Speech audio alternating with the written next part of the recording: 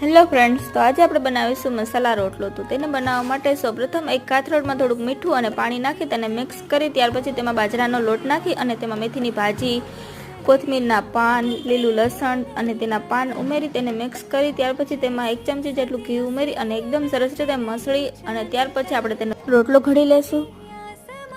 તો અહીંયા આપણે રોટલાને જેટલો મસળશું તેટલો જ રોટલો આપણો સારો બનશે અને ફાટશે પણ નહીં. તો તે જ રીતે આપણે રોટલાને એકદમ સરસ રીતે મસળી અને ત્યાર પછી આપણે હાથેથી ઘડી લેશું.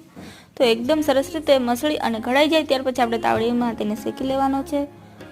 એક પડ ચડે ત્યાર પછી આપણે તેને ફરી પલટાવી લેશું અને બીજું પડ એકદમ સરસ રીતે ચડી જાય ત્યાર પછી આપણે તેને ફરી પલટાવી અને બીજી સાઈડ શેકી લેશું.